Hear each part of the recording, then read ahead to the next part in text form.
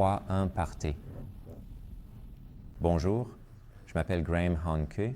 Je suis professeur de neurologie à l'Université d'Australie occidentale et neurologue à l'hôpital Sir Charles Gairdner à Perth, en Australie. Le terme AVC peut avoir plusieurs significations.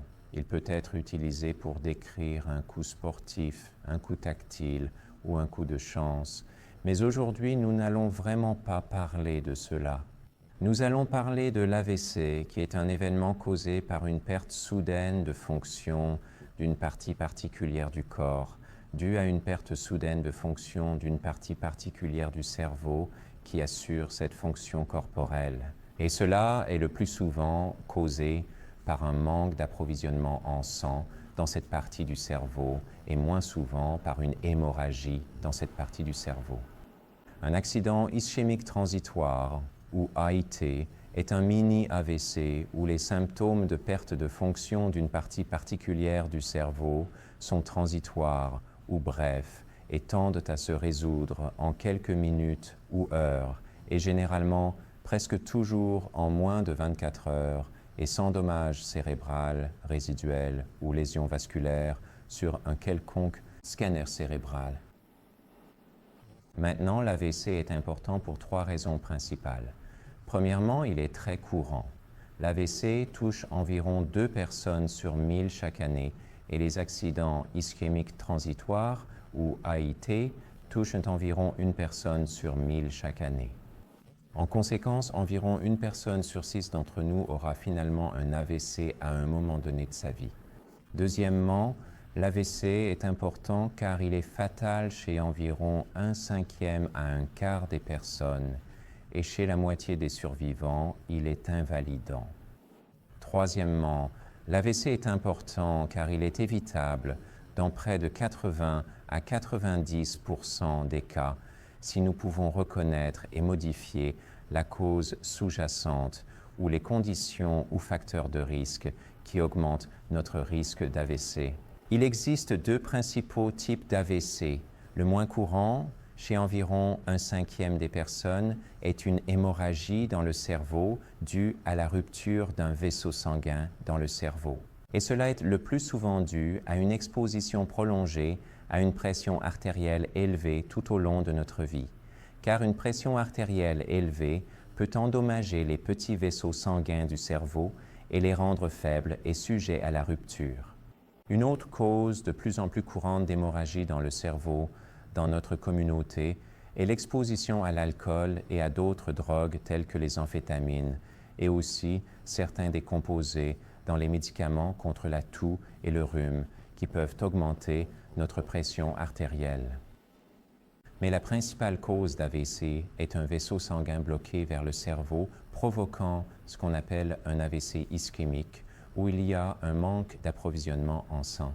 Et les causes les plus courantes d'un AVC ischémique sont l'embolie ou le détachement d'un caillot sanguin provenant du cœur qui peut être malade en raison d'un rythme cardiaque irrégulier appelé fibrillation auriculaire ou d'une crise cardiaque antérieure. L'autre cause courante d'AVC ischémique où il y a un manque d'approvisionnement en sang dans une partie du cerveau est l'embolie de caillots qui se forment dans les artères de la poitrine, du cou et du cerveau qui alimentent le cerveau. Et la maladie des vaisseaux sanguins la plus courante est le durcissement des artères ou athérosclérose, autrement appelée athérome. Alors, comment pouvons-nous réduire notre risque d'AVC? La première chose est de pouvoir l'évaluer et nous devons savoir si nous avons des facteurs de risque d'AVC. Le facteur de risque le plus courant pour l'AVC est l'hypertension artérielle. C'est la cause d'environ un AVC sur 3. Nous avons tous une pression artérielle et la pression artérielle moyenne est d'environ 120 mm de mercure systolique et 80 mm de mercure diastolique. Pour chaque augmentation de 10 mm de la pression artérielle systolique et de 5 mm de la pression artérielle diastolique, le risque d'AVC augmente d'environ 20 à 30%. Donc, si nous pouvons réduire notre pression artérielle de seulement 10 systoliques et 5 diastoliques, nous pourrions réduire notre risque d'AVC d'environ 30%. Les moyens de réduire notre pression artérielle sont de ne pas ajouter de sel à notre alimentation, de manger des aliments à faible teneur en sel, de réduire la consommation d'alcool et aussi de modifier notre mode de vie en augmentant l'activité physique et en réduisant notre poids corporel à un poids idéal pour ne pas être en surpoids ou obèse. Il est également idéal si nous pouvons nous efforcer de réduire les stress psychosociaux dans notre vie qui peuvent également augmenter la pression artérielle, mais cela peut être plus facile à dire qu'à faire. Le deuxième facteur de risque majeur pour l'AVC est le tabagisme. Le troisième est une augmentation des graisses dans notre sang et le plus connu d'entre eux est le cholestérol.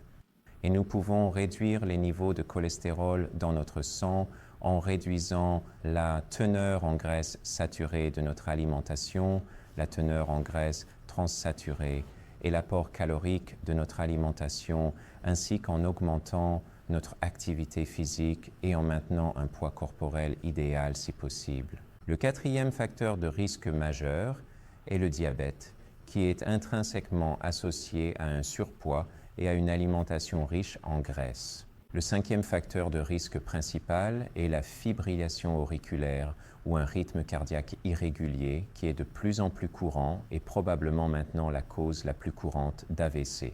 Et cela est causé par une pression artérielle élevée qui endommage le cœur ou des artères bloquées vers le cœur par l'athérome. Les autres facteurs de risque majeur pour l'AVC sont l'excès d'alcool et le stress psychosocial. Ce sont tous des facteurs de risque modifiables. Il existe certains facteurs de risque supplémentaires pour l'AVC qui ne sont malheureusement pas modifiables. Ce sont notre âge, notre sexe, notre race et groupe ethnique, et aussi notre constitution génétique.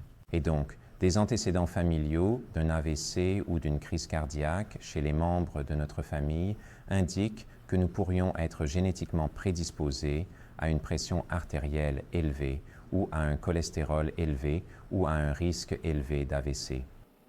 Donc, la première étape pour réduire notre risque d'AVC est d'être conscient de notre risque d'AVC. Et heureusement, le Stroke Riscometer nous permet d'accéder à cette information de manière conviviale et facilement accessible. Le Stroke Riscometer nous permet d'entrer nos facteurs de risque non modifiables tels que notre âge et notre sexe, notre race et groupe ethnique, et aussi nos antécédents familiaux d'AVC.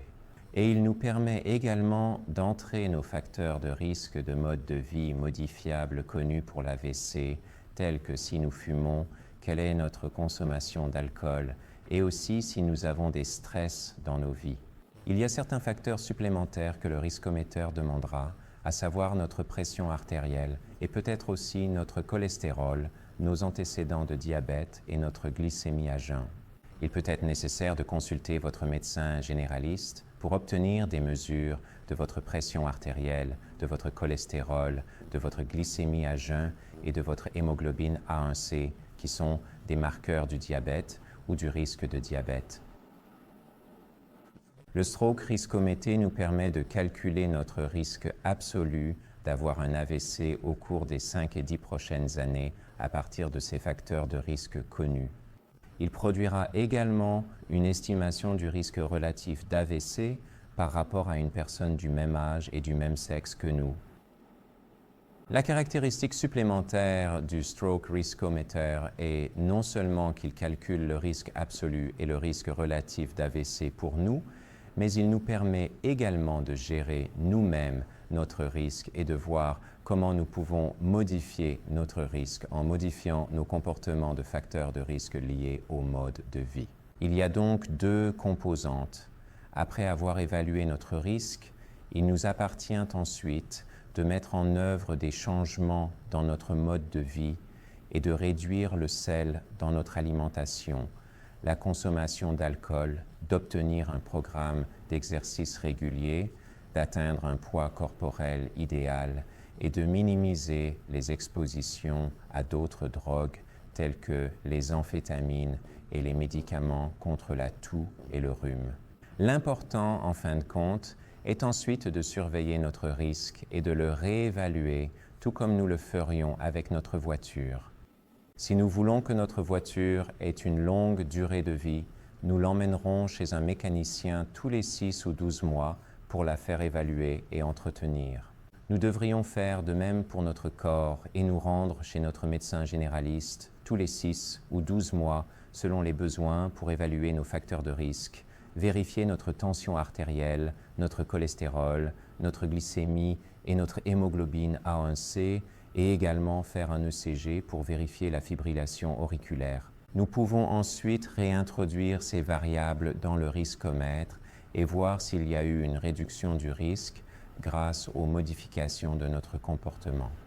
Merci.